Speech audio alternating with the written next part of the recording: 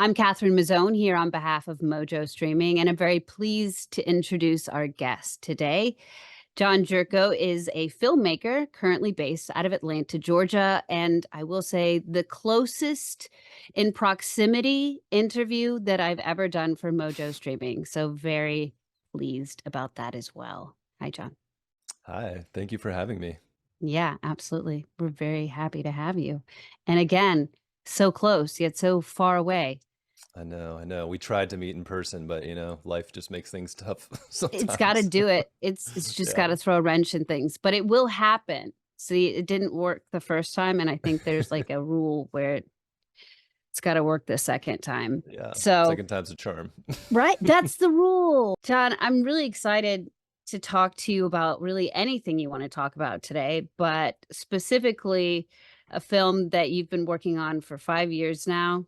It's finally coming into fruition pretty soon, right? You Yeah. just have several months before we're going to see your name in lights, right? So tell us give us a little bit of background first off of what you do, what your passion is, and what this film is. I know that's a loaded question, but take it with a grain of salt. Just feel your way into it.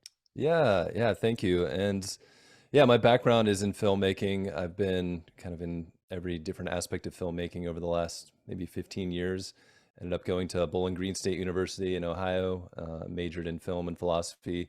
Found my way out to LA for a while, doing a lot of indie films, camera work, and those types of films.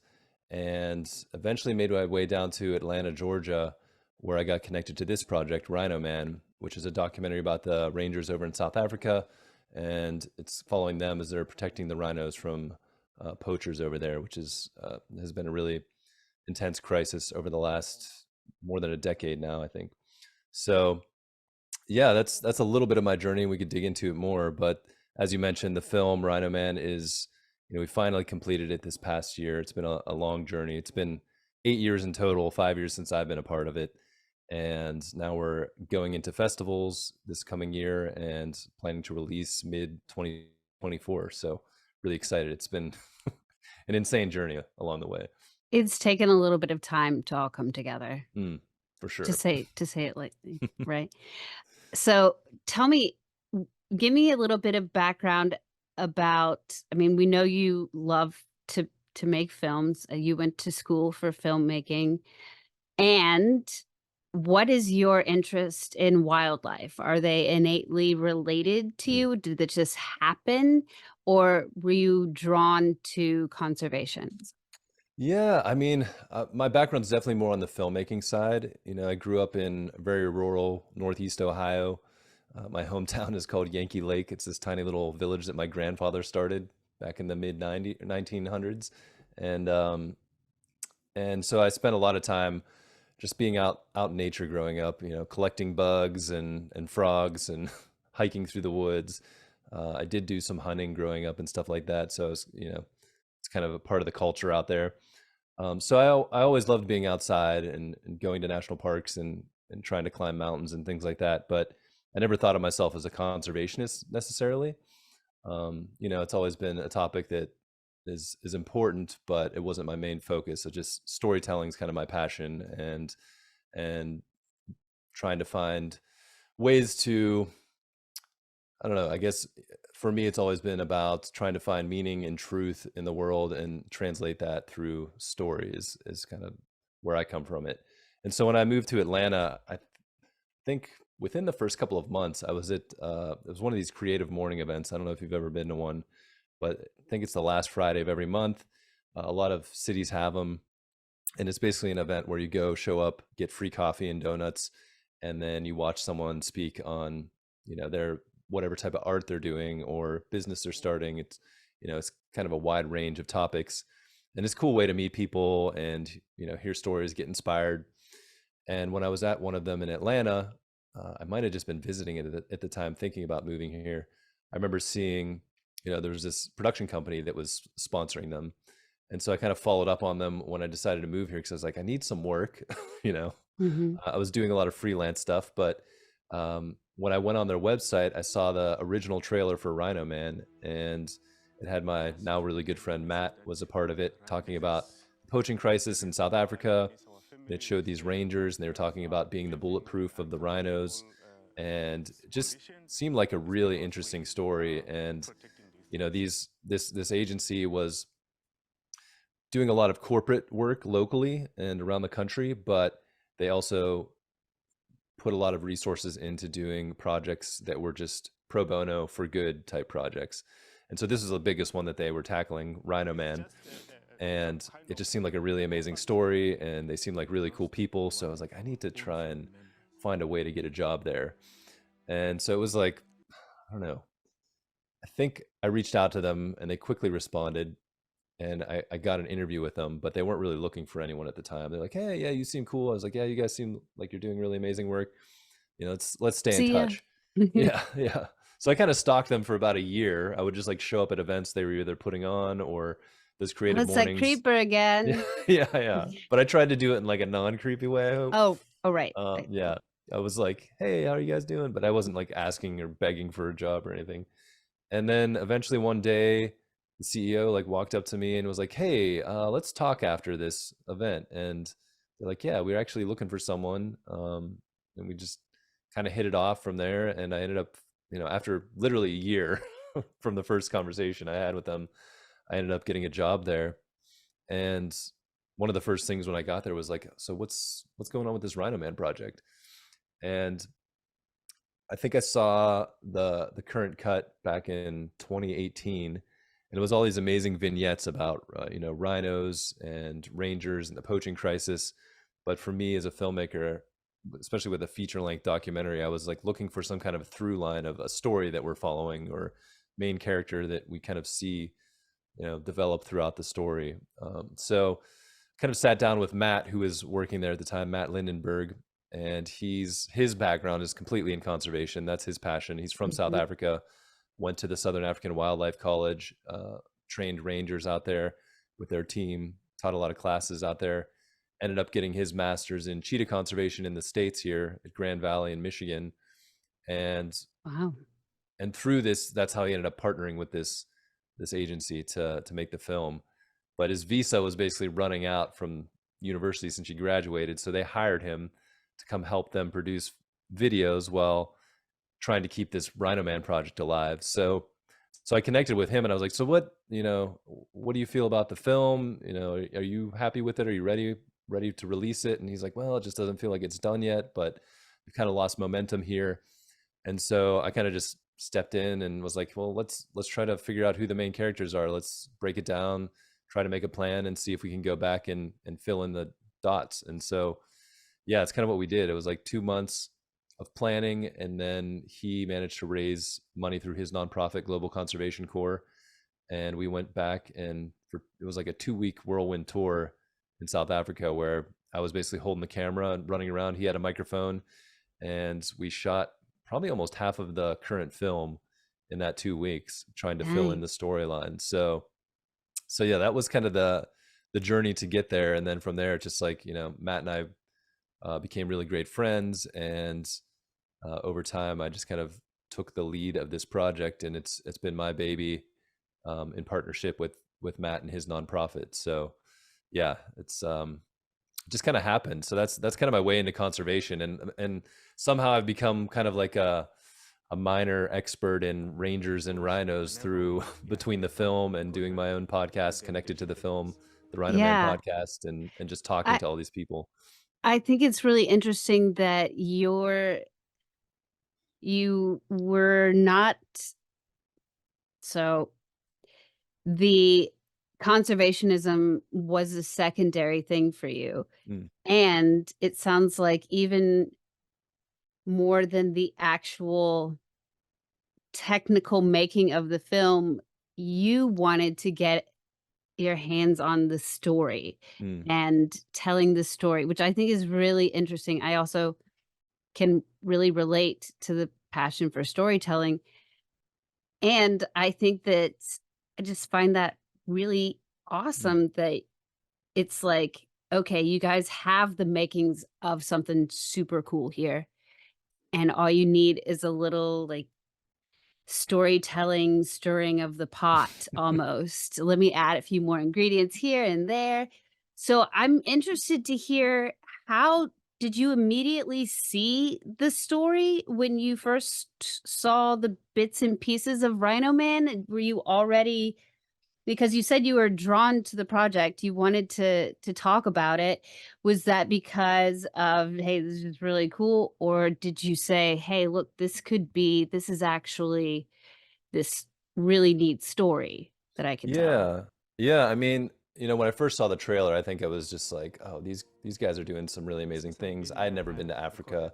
I knew very little about the poaching crisis, what was going on with the rhinos. Barely knew anything about rangers. I mean, the only thing I could compare to is like a park ranger in the US, which it's similar, but in the situations in South Africa and other parts of Africa with rhinos, there's a lot of violence. So it was kind of another level Like of risk. life-threatening Yeah, national park danger range. exactly. And so that was kind of my entry into it. And then when I saw that original cut, I think, yeah, for me, it was, I wanted to see something that, like I mentioned, had some characters, because I thought there were some amazing people in it. And really, I saw that cut, and then I talked to Matt, and I think I just sat down with him and I was like, what else do you guys have? And like, who do you think are the main people that stand out in your mind? And so we kind of just went back and forth, and the main characters that really stood out were Anton Mzimba, who's the main ranger we follow through this film, and then Ruben de Kock, who was a top ranger trainer in Southern Africa, around really the world. I mean, he's trained all over the place. And him and his partner, Martin Mthembu, started this ranger training, which is now at the Southern African Wildlife College. And they kind of incorporated it over time. And they're super well respected there. So it's, these two guys really stood out, and they were both already in the original cut that I saw. So I can kind of get some flavor of like who these people are and how they could weave the story together. There was also another character, another ranger. He was a canine handler. A lot of the rangers there use dogs for tracking and stuff. And he had a great spirit and seemed like an interesting character. But once we went there in 2018, we found out that he got let go because he failed some integrity tests, and they weren't sure if he maybe gave some information out that he shouldn't have, and he kind of just went underground. And we tried to reconnect with him. I mean, he was, Matt knew him a little bit, and he seemed like he had great energy. He was an interesting person. So I was like kind of curious from my side, from the outside, thinking like, what happened? Did he do something wrong, or was he just in a bad spot, or who knows? You don't know what all the dynamics are. So those were the three main people that I was like, I feel like these guys have a storyline that we can follow. And so we just sat down with like index cards, like old school, and be like, okay, we've got these scenes already. Like, what scenes could we have? And we found out that Ruben was doing another ranger selection, taking these young guys through a 5-day process where, it's very physically intense, and whoever makes it through then gets to become a ranger. So we're like, okay, we can go shoot Ruben doing another one of these, and then we can go meet Anton and follow him with his guys.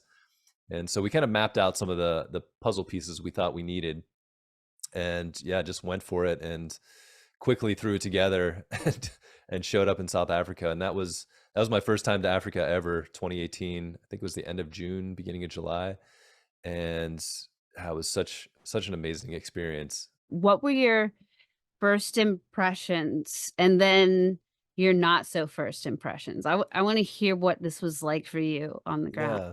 Yeah. I mean, so kind of the buildup was, I was excited, but I was also a little nervous because I shot a lot of different projects, actually operating camera and stuff over the years. But I feel like for a few years I had been more like on the producing side or editing and doing some web stuff. So I was like, all right, I need to like brush up on my camera work and get ready to go. So I remember the few weeks leading up to it, I was just like, all right, how do I run all these cameras, guys? Because I was a producer at this agency. I wasn't really shooting that much, and so like that, my mind was kind of on that. And then we just we showed up in Johannesburg. It's a 16-hour flight from Atlanta, direct, and which was the longest flight I'd ever been on at that point. And they don't get too much longer, really. Um, and yeah, I think we got there at night. Matt has kind of his stepdad lives in the Joburg area, so we stayed with him for a night. and had some drinks. And then the next day I think we just took off for Hood, which is like a 6 hour drive. And yeah, I mean, at first it was just like wide open spaces, just driving through some country. And then as we got down to Hood, you go through these mountains. It's part of the Drakensberg Mountains, and it just opens up, and it kind of feels like the scene from Lion King with the mountain. Like the mountains actually look like that, and I don't know if they were, designed off of that mountain range, but just really, I was like, oh, we're here, which is so cool. And we went straight to the Southern African Wildlife College, where Matt has some really close friends there, Ashen and Nell. They let us kind of base out of their place for a few days while we were shooting the selection. And I think I remember meeting Ruben for the first time. It was like the first day we were shooting, and he was just like this. He's super tall. He's taller than I am. I'm 6'3". He's got to be like 6'4", 6'5". Just big burly guy. And something about him, it's just like you instantly had respect for him, and you're like, all right, tell me where to go and what to do and I'll do it. He had that kind of general feel, general leader vibe about him that was really interesting. I feel like I haven't met too many people up to that point that kind of Commanding? commanded. Yeah, commanding, but not in like a aggressive or mean way, No, just like yeah. solid, strong, firm. And it was super welcoming. But that was my first like interaction with him and his wife Marianne, who also ran the training. She was super sweet. And I just remember being like, all right, we gotta get ready because these guys are gonna show up on a bus and we gotta start shooting and figure out what the heck we're doing. And so that was kind of a crazy 5 days. We were at the Wildlife College, which is kind of inside Kruger National Park, but where the rangers were training, it was kind of fenced in a little bit, so they were safe from the wildlife. But they would do marches and runs like out in the bush, and they would have to go and have guards with rifles just in case something happened. So it was just like a nonstop crazy adventure following these guys doing like tons of push-ups and pull-ups and running and being woken up every 2 hours through the night, sleep deprivation. So we did a What? little bit of But that. why were they sleep depriving the guards? So, well, it wasn't the guards; it was the candidates that were training. The Yeah, but the guards, potential rangers. yeah. So I think the the reasoning behind it is kind of twofold. Part of it is the job is very physical and intense, and sometimes you hear a gunshot in the middle of the night and you have to get up and get ready. So they were always like training you and talking about why they're doing the things as they were doing them. So it's kind of torturous, but also they're trying to educate you a little bit. Like, yeah, we're making you suffer to see who really wants this, but at the same time, we're trying to let you see Prepare how you. this applies. Yeah, and the other half is because there's so much corruption within the ranger force. There's so many people in that area that have a lack of opportunities that tons of people will show up to any job that you post because they need them. And so I think some of the theory behind it is, you really want to make it kind of tough on them so that the ones that really care about this get through, and they're the passionate ones that don't just see it as a job, because so many people do need jobs. It's a really tough environment there. So it's like part of it is making sure the person is fit for the job, but then also making sure they're people that really want the job as well, and will align, so that hopefully it's less likely that they're going to be someone that's easily turned when a poaching syndicate comes along and offers money for information or tries to get them to poach a rhino, because it inevitably happens in one way or another. Oh, yeah. Yeah. Um, wow. Okay, so that sounds like it was, kind of you had a little baptism by fire as well as the candidates. Yeah. I As got to run far around with a camera chasing them, so it was that was something. intense. Um, what intense, it's a great word for it. So do you feel like it was easy to understand the circumstances and the situations? Yeah, I mean, I think it's developed over the years, my connection to it and understanding of it all. I mean, when we did that first trip, it was honestly, I was maybe a few months since I really got connected to it. So I was trying to learn as much as I could from watching old footage, talking to Matt, trying to learn about who's on the ground. Um, just to finish off that first trip, the other person I saw was Anton Mthembu, who is this amazing ranger, a beautiful human being, just has a huge heart, and at the same time is willing to risk his life and step in front of a bullet to protect a rhino. And he constantly would say that, this is a calling from God for me. I 100% believe that this is what I'm here to do. And I think, leaving South Africa, I got to also go on some little safari rides, some game drives, see the wildlife, which was really amazing for the first time. But when I came back, what really stuck with me were those people that I met. I mean, in that whole community, it's just everyone is doing it for not the greatest pay, but they're super passionate Mm. about it and feel like they're making an impact on the world and have a purpose, which is something you don't always see, here in the States. And I've had plenty of jobs where I'm like, oh, it's just trying to scrape by and make money to make Yeah. money. But, everyone there was so connected and dedicated to what they were doing. And that really resonated with me. And I think it really, from my perspective, was the direction I wanted to take the film in, because there were a lot of films that covered some of this topic from more of a journalistic mindset and more of a here's the whole picture and different aspects of the poaching crisis. But I really wanted to connect an audience to the characters and the people, because I felt like if you really saw who these people are, what their story is, and kind of going back to the complexity, like really seeing the depth of their relationships between each other, with their families. We focus on Ruben losing his friend Martin, who I mentioned earlier, who was really the inspiration for Matt to start this whole project when he passed.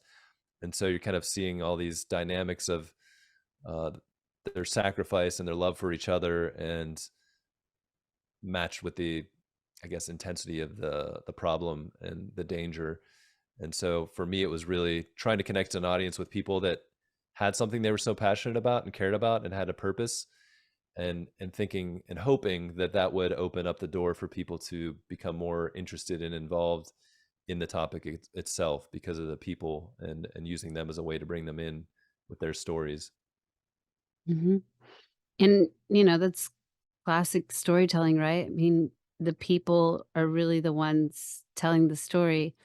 It's interesting though, because it's all about rhinos. The bigger picture is the the importance of the rhino and their efforts to save the rhino. I'm curious, what role did the rhino play as a Mm. character, so to speak? Yeah, I mean, it's definitely, I think early on in the film, we set up the rhino poaching and how brutal it is, because that's really the stakes are saving this species. And a little bit of background: there's less than 27,000 rhinos worldwide. In South Africa and Southern Africa, it's the white rhino and the black rhino. There's less than 17,000 white rhinos and less than 7,000 black rhinos. So there's not that many out there. And in the last, since about 2008, I mean, they've just been decimated. The poaching has gone through the roof. And at one time, I think it was about 3 rhinos a day were being killed. It's kind of dropped down to about 1.5 now on average.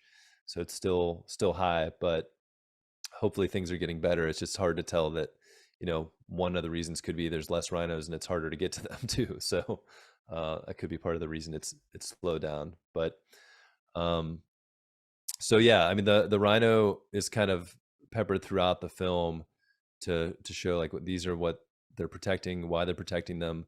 We have a few vignettes of rhino orphanage and some of the incidents that happened there, as well as a rhino that was poached and survived. We kind of go in, and Dr. Johan Murray, who's an amazing wildlife vet, who's kind of really taken the charge in developing how to take care of poached rhinos and rehabilitate them. It really just shows how brutal these are.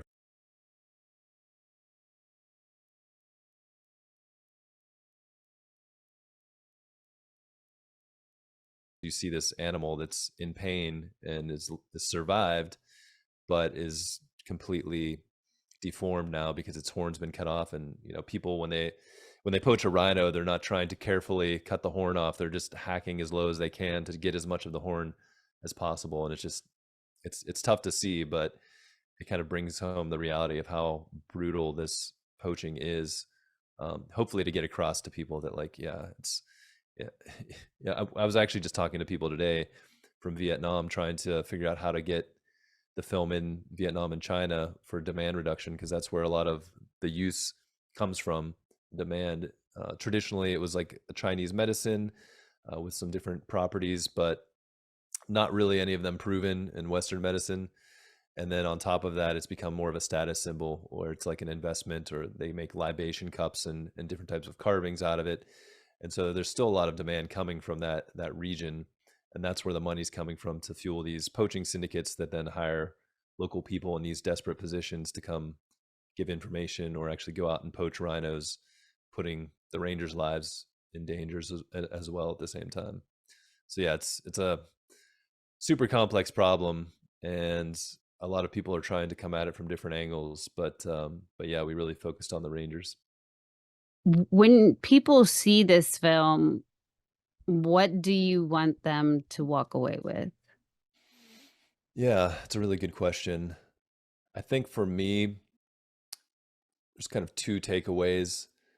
I think the first one for me is just connecting again with these characters and the passion that they have, because there's a lot of sacrifice in this film and sadness, but there's a lot of hope as well because of the love these people have for each other and for nature and for making a better world. So I think just taking away that energy and that desire to make the world a better place and find a purpose. I think, if everyone does that in their own way, it doesn't have to be conservation, but if you can find your own way to contribute to the world and make the world a better place, I think, yeah, life, it's not always easy, but I think it's more fulfilling. So I think for me, that's something that's important.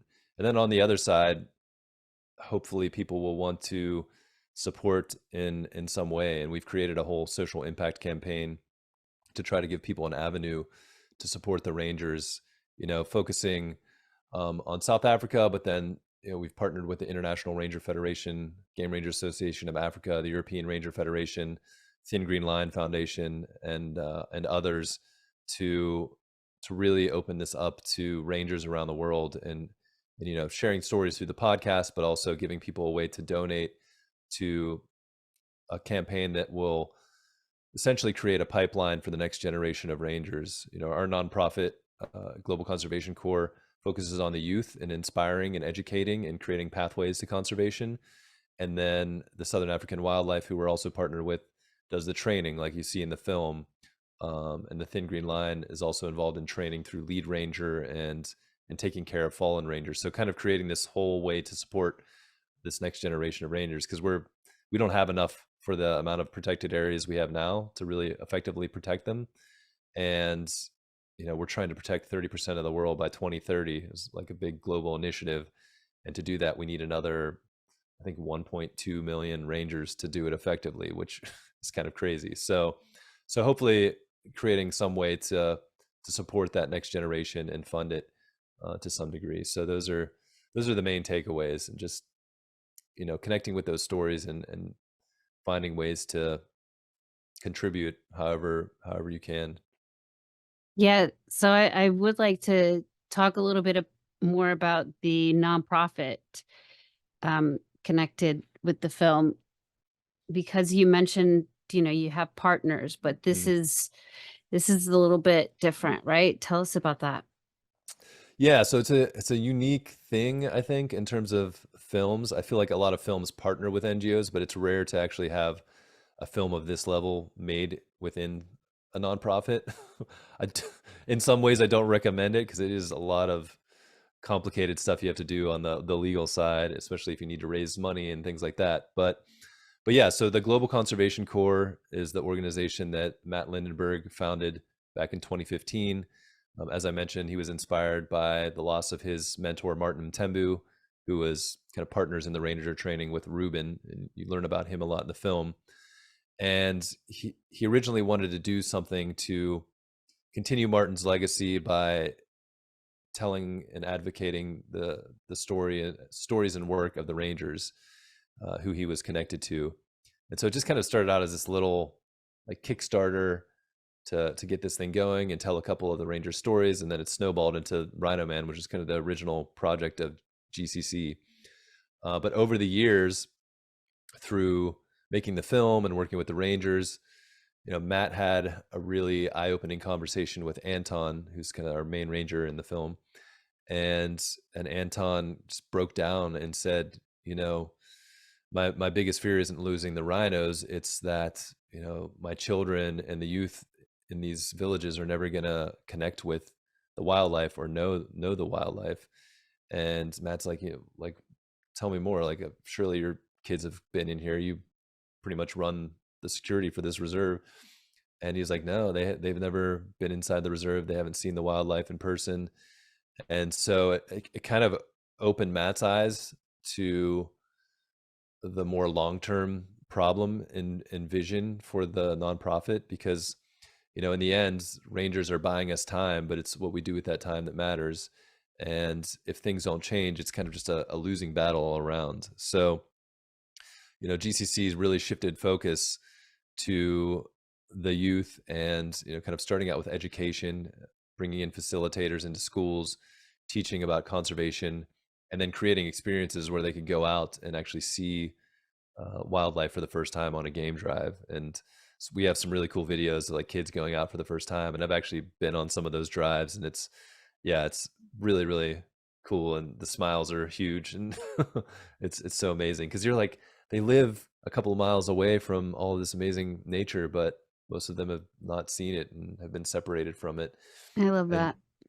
and so yeah, that's really where the focus has been, and it's kind of developed over the years. And the idea is creating this ability to bring education and experiences for kids, starting at grade school all the way through high school, but then also creating a way to kind of track and monitor their progress through not only GCC, but other people that are doing similar type of conservation education and experiences, so that these kids can have a portfolio to show to universities and jobs, like, hey, this is what I'm passionate about, but here's what I've done. So created the Future Rangers app, which is this online platform that allows facilitators to track the kids and across organizations, so that they have a way to really show what they have. Because again, there's the poverty levels in that area are up to 50%, and there's just not that many opportunities. So to make sure that the right kids that are interested in this work have that opportunity and leg up and ability to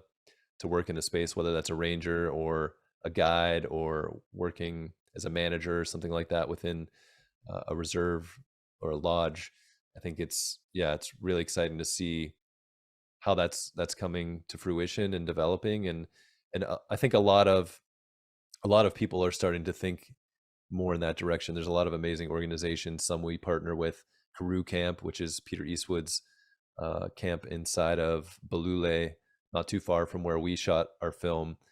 He has just amazing, it's like a 5-star experience for the kids, so they can come in, and they even do like grandmas, which are like gugus, and they bring the grandmas in, because a lot of there's a lot of tough history with South Africa and the apartheid, and a lot of these people have been kind of separated and disenfranchised from these amazing places. And so there's a lot of work to be done to have them more involved and connected and take ownership and responsibility, and gain real benefit, whether financially or in terms of the experience of being a part of it. So yeah, that's really where the nonprofit has gone. And through Rhino Man, we're kind of focusing more on the Rangers, just because that's the story it ties into. But through the social impact campaign, kind of tying that in with the youth, and creating, like I said, that pipeline for future generations of rangers and custodians of nature. That's really cool. I love all of that. So it sounds like it's really evolved. The NGO, it's really come into its own. Yeah. so to speak. I'm sure that when you started this story, you didn't see it as a tragedy, right? Where Mm. the main your Yeah. hero Yeah. dies. But Mhm. as we know, tragedies can be very powerful, and it doesn't mean that it has to be sad. There can still be a lot of hope with the sadness. I'd like to kind of get an idea about how your perspective of the project has changed and where you are with it now. Yeah. Yeah, it's been, I mean, it's been such a crazy journey, this film. And, we did that shoot in 2018. This is like a little side note, but at a certain point, the nonprofit wanted to keep the film going, and that agency that was partnered with them was, kind of ready to move on. Whether they kind of gave us the option, like, you guys either put it out there now, or we kind of want to move on, so you buy it out from us.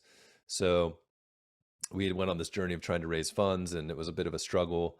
And finally, come the beginning of 2020, there were enough corporate partners within GCC that they had some extra funds to make that purchase. And so I had just decided to, like, basically quit working there. Matt had already had to leave and go back to South Africa because his visa ran out, so he had left. But I was going to quit.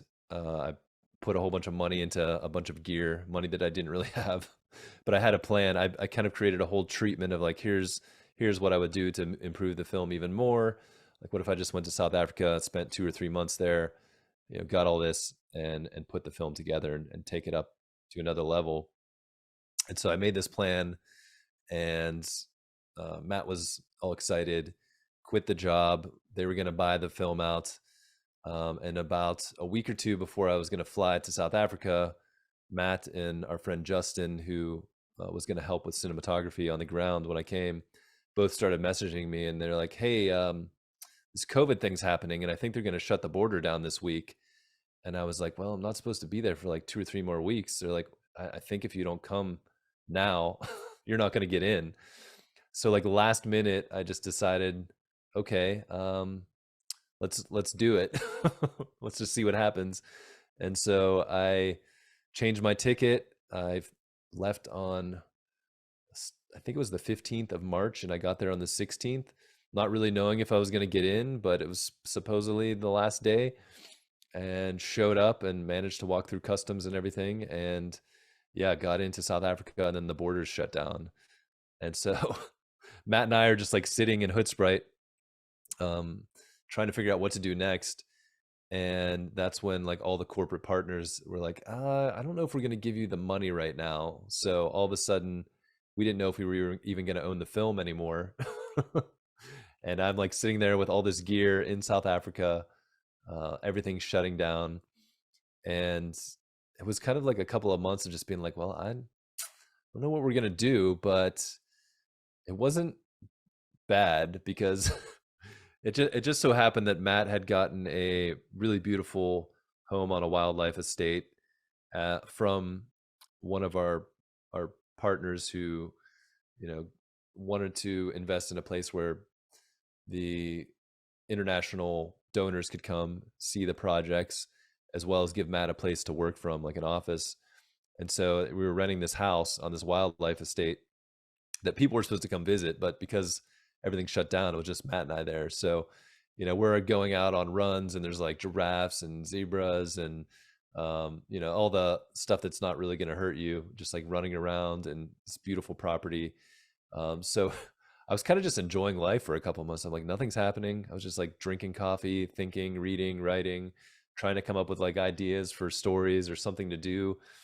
And and we ended up getting a crazy idea to put on another selection and shoot a whole new film, which I spent like 6 months doing with Justin, who eventually made it up from Cape Town during COVID.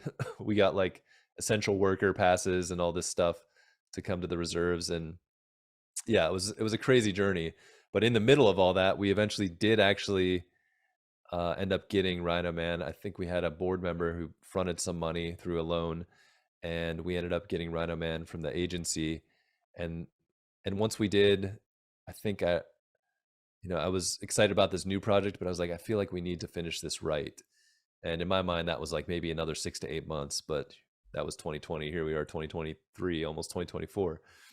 Um, so it kind of set us down this path of a couple of years of, I didn't end up shooting anything new for the film, but really just reworking what we had, realizing we had more than we thought we did, and kind of getting the movie to a point where we all were feeling really good about it. And through that whole time, I mean, from 2020 all the way through 2022, I'd become really close to Anton, who is kind of our main ranger character. Like I said, he's just an awesome person, and spent a ton of time with him and his team shooting that new film. But then also just like keeping in touch when I came back to Atlanta at the end of 2020, um, letting him know where we were at the film, checking in with him, how things were at the reserve, and yeah, just became really close. And so 2022 comes along, and we were finally at the point where we're going to get this film out there. It was like getting the final mixes. We started actually reaching out to like Jane Goodall's team and some celebrities because we wanted to try to get an ambassador, someone. And a couple months before we were going to launch it, Anton starts messaging me and saying, "Hey, yeah, sorry I haven't been around too much. There's some guys that got hired to take me out, and I've been moving my family around from the house."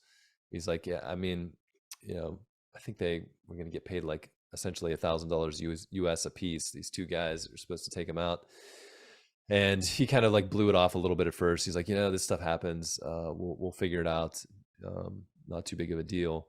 But then as time went on, the messages just started to get a little more worried and sad, and he was really stressing because I mean these guys were putting some major pressure on him, and he knew they were coming from him, and he was getting tipped off when to move his family, and then they would neighbors would say, yeah, they showed up, and the I think they were trying to get the police to come help him, and it was it's not the easiest situation there. Law enforcement's corrupt as well in some ways. So after a couple of months, finally things all of a sudden kind of cleared up, and he's like, I think it's okay. Things seem to be clearing up. The guys got chased off. The police put some pressure on him. Everything's going to be fine. And that kind of gets back to where we were like, just, I mean, probably 2 or 3 weeks away from the film being completely done. And I think I left a message to Anton saying, "Hey, like, looking forward to seeing you. Planning on coming in September." This was like maybe the beginning of July. And really looking forward to sharing the film with you and the team. I mean, he'd seen like a version of it, but my dream was always to be like sitting there with Ruben and Anton watching this film with everybody. And he sent me a message back, and he's like, "Yeah, I wish you were here." He's like, "A couple weeks, it's July 31st, World Ranger Day. We're gonna throw a big party here. We're gonna buy some Impala and have a good time. Wish you were here." And that was the last message I got from him. And it was the morning of the 27th. I got a call from Matt and found out that prior night on the 26th, he was shot at his house in front of his family by these hitmen that were hired by this poaching syndicate. And yeah, that was a really, really tough time. I mean, I feel like I've processed it a lot over the last year and a half since, but um, I think it's like I wanted to be there because I was in Atlanta at the time when it happened, but I knew I was just too far away, and by the time I got there, like the memorial and everything that was coming was going to be over. But it just kind of devastated me. Everyone involved could only imagine like what his family were going through at the time, and his team. And yeah, it was just, it's like, this type of stuff can happen, but you just never think it actually is. And especially after it seemed like they got scared off, I think everyone just kind of let their guard down, and that's what these guys apparently were waiting for. um they basically just showed up, pretended like their car was broken down, went asked for some water, and his son pointed them over to his dad, and they just walked up to him and shot him right there at the house. Shot his wife in the stomach, shot at the kids. Luckily the wife recovered fully, and she's doing well. But yeah, it was pretty brutal. I mean, the I think the amount of desperation that's in some of those communities is so high that people are just willing to kill someone for $1,000. It's just kind of crazy. And there's so much money behind these poaching syndicates that they have that leverage to put that kind of pressure on people. And Anton was just one of those guys that he was, Ruben said it best, he's incorruptible. Like, he believed 100% in his mission and what he wanted, was there to do, and no one was gonna stop him from doing it. And yeah, it's just super tragic. So I mean, that happened July 26th. He was shot. I think on the 27th or 28th. I was chatting to, we have a lot of team here in Atlanta, good friend Justin Walker and Nick Smith, who was a part of the film. We'd kind of gotten together, and Justin and I decided, we're gonna work hard with the team in South Africa to put together a fund to raise money for the kids so that they could have opportunities for education beyond typical high school. And so we created the Anton Mthembu Education Trust. It was a partnership between GCC and the Wildlife College, the Timbavati where Anton worked, and Elephants Alive.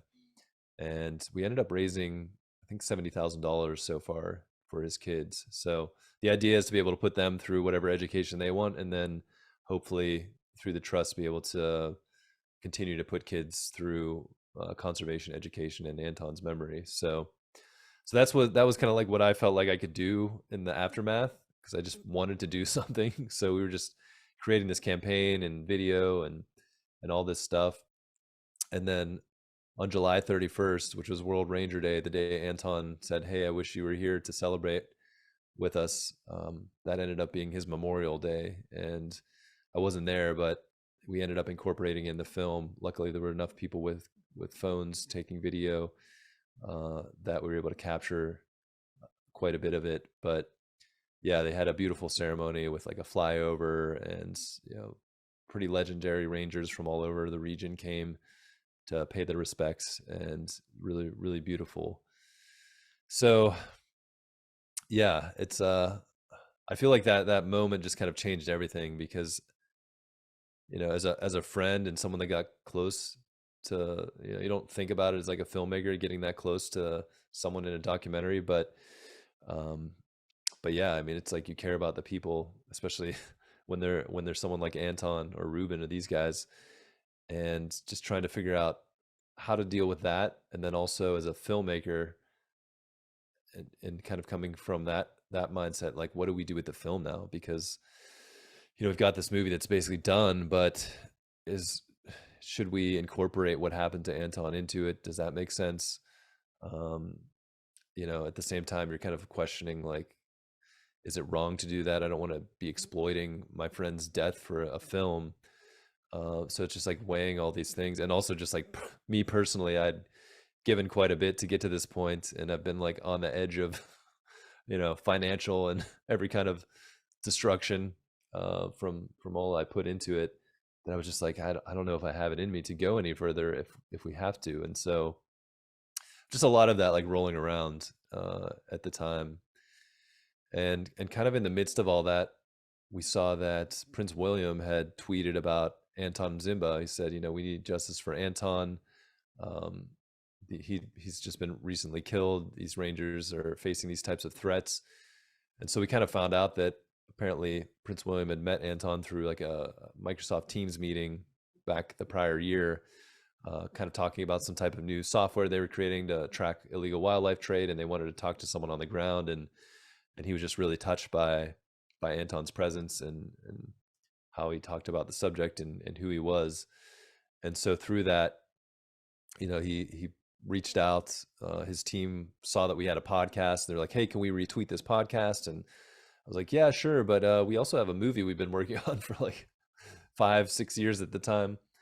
And so just like over time, we ended up building this relationship with United for Wildlife, Prince William's conservation organization. And we went to their global summit maybe 2 months after Anton was killed in 2022. in London and spoke about the Rangers and Anton's story and showed some clips. And then they invited us to come to their North America chapter opening that November. We ended up doing a screening at the Timbavati in Anton's home reserve in March of this past year. And then that all culminated with a big screening with Prince William and United for Wildlife in London at the Battersea, which was a crazy experience. It was such a beautiful place, and managed to even get our parents over there to be able to experience it with us, which is really cool. And so yeah, it's been a wild journey, and I think it's been yeah, it's just been tough to grapple with that fact that all of a sudden this film has so much more exposure in life because Anton was killed. But at the same time, I think I realized I ended up doing a bit of a trip around Africa and to London when we did that event with United for Wildlife. And I reconnected with, the team and Anton's family, and we got Anton's family's blessing to carry on the film and keep moving forward. And I think through that experience, it just reminded me that, Anton had dedicated, I think to that point, 7 years of his life to this film, like 25 years to being a ranger. And the whole reason he did this was because he wanted people to be aware of what was going on and to support the Rangers and and tell that story. And so through that, I think I felt like it was important to include what happened to him, and so we did end up including his death and his memorial and how that affected everything, but still kind of ending with his message of hope and what he believed in for the future. So yeah, that's kind of what that journey's been like. And now, we got into the Jackson Wild Media Awards, which was an amazing event in Jackson Hole, Wyoming. We managed to take the Rangers over there. Orlot, who's Anton's second in command, and then Leda, who is Anton's cousin, and she's one of the Black Mambas, all-female Ranger team.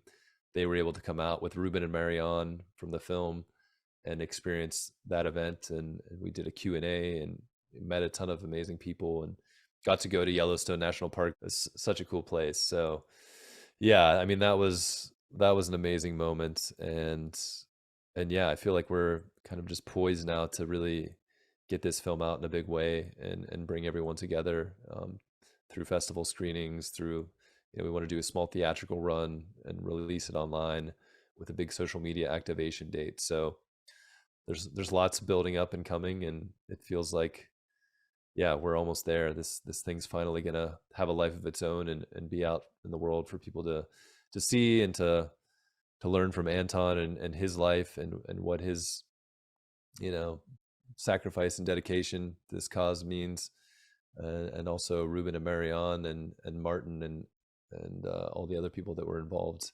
It's just it's a really beautiful group of people that we managed to connect with and tell their stories, even in the midst of all of the darkness and the hopelessness in some ways and the challenges. I think the light shines through and gives people hope, that if we come together and work together, we can actually make a difference. Absolutely. It's beautiful. John, thanks so much for taking the time to talk to me today.